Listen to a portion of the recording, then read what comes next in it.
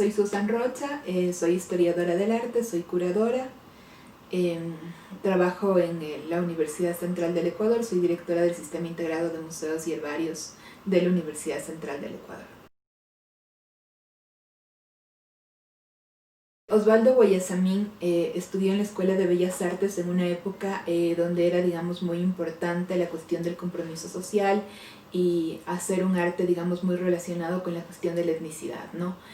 Él empieza, digamos, su carrera como artista y recoge influencias sobre todo de Pablo Picasso, o sea, aprende, digamos, del cubismo sintético más que del cubismo analítico, a sintetizar las formas, digamos, a través de cuestiones geométricas y desarrolla un estilo propio, ¿no? Entonces es como que hay un Guayasamín que es pintor, que está explorando dentro, digamos, de los mismos cambios que son posibles hacer dentro de la forma, a través, digamos, de una gran influencia, sobre todo de Pablo Picasso, y digamos de otros cubistas en su trabajo, ¿no? Entonces es un primer Guayasamín, digamos, que explora y articula el cubismo con el expresionismo, ¿no? Y luego hay un Guayasamín que más que un artista explorador es pintor. Entonces creo que son como dos etapas diferentes, digamos, en la trayectoria de Osvaldo Guayasamín. Creo que se dieron varias confluencias, o sea, él no es de los primeros, por ejemplo, pintores del indigenismo, él más bien es mucho más joven que Kingman, mucho más joven, digamos, que otros representantes del indigenismo. Él no se ve a sí mismo como un pintor indigenista, sino como un pintor, digamos, más del expresionismo, o sea, que busca más una cuestión de expresividad, o sea, más la expresividad que la belleza, ¿no? Y él hace, digamos, unos ciertos usos de la historia, o sea, recurre, digamos, a la historicidad, por ejemplo, para hacer el mural que está en la Universidad Central, que es una obra bastante destacada. Él recurre a la historia como para hacer un relato del mestizaje, o sea, creo que realmente la obra de Guayasamín es al final del día un relato de mestizaje, ¿no? O sea, por ejemplo, en el mural que se encuentra en la Universidad Central, nosotros vemos primero un centauro que representa a Grecia y en consecuencia representa la cultura occidental, ¿no? Un mar debajo del centauro, que es como el viaje, y luego este centauro llega y hay unos argonautas que son representantes, digamos, con formas andinas. Está el trigo que llega en el barco, el maíz, y luego como estas dos cosas eclosionan, está el sol como un representante, digamos, de la divinidad andina, y luego como que se fusionan, digamos, como en el triunfo del mestizaje, ¿no? Yo creo que este mural de alguna forma, digamos, evidencia no solamente el trabajo de Guayasamín, sino, digamos, el trabajo que alrededor de la producción cultural, no solamente en las artes plásticas, sino también, digamos, en teatro, en música, y en otras expresiones artísticas, que estaba, digamos, muy en boga en la mitad del siglo, digamos, en la primera mitad del siglo XX, y que llega en realidad hasta los años 70-80, donde lo que se relata sobre todo el triunfo del mestizaje. Bueno, yo creo que una de las series más destacadas de Guayasamín es La Edad de la Ira.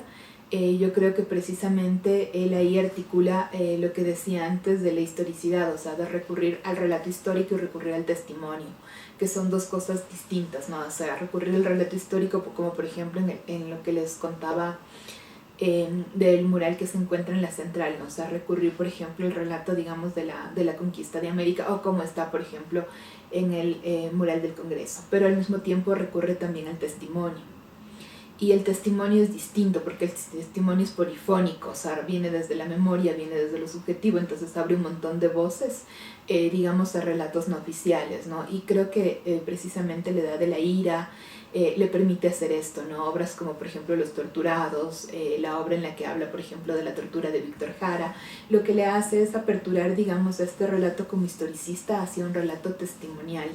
Y yo también creo que en realidad el arte tiene como toda esta capacidad, digamos, de abrirnos mundos cada vez que nosotros lo miramos, lo espectamos.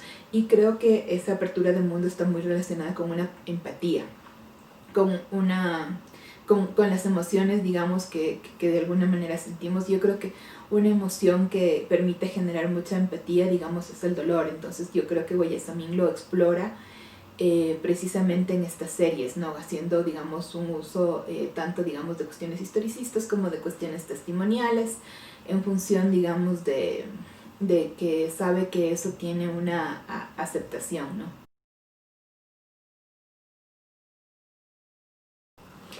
Bueno, yo creo que hay cosas que son artísticas y hay cosas que son extraartísticas, ¿no? O que están más ligadas, digamos, como un sistema de relaciones que conforman un cierto campo. El Ecuador en realidad yo creo que no hubo una modernidad estética como una autonomía del arte ligada a un circuito del arte, porque este circuito del arte, digamos, esta noción de campo de la que nos habla Bourdieu requiere, digamos, no solamente de artistas, sino que requiere también de museos, galerías, requiere de historiadores del arte, crítica del arte, etcétera, etcétera, ¿no? Entonces, yo creo que la escena artística, digamos, no contó con todos esos elementos. No hubo aquí, digamos, durante todo el siglo XX una escuela de historia del arte, por ejemplo, no hubo una enseñanza formal de la crítica de arte tampoco. Entonces, creo que este papel fue mal asumido a veces por literatos, a veces asumido, digamos, por arquitectos, pero no necesariamente por una profesionalización, digamos, de estos elementos dentro del campo, ¿no? O sea, en ese sentido, o sea, yo creo que lo que hizo Osvaldo Boyasamín es capitalizar, digamos, su estancia en la Casa de la Cultura, en función, digamos, de crear un sistema de relaciones continental, ¿no? O sea, un sistema de relaciones que le ayudó a través precisamente de las obras de la Edad de la Ira y del discurso de la denuncia de la injusticia social, como hacerse un capital simbólico fuera, ¿no? Y hacerse un capital simbólico adentro también a través, digamos, de sus prácticas eh, dentro de la Casa de la Cultura, como por ejemplo el programa de los domingos con el pueblo, ¿no? O sea, donde él salía de la Casa de la Cultura el domingo, ponía una carpa a departir con la gente y a que la gente le vea pintar, ¿no? Entonces creo que utilizaron bastante bien como la cuestión mediática y, digamos, su puesto o sus puestos en la Casa de la Cultura también como para legitimar, digamos, un modelo de discursividad.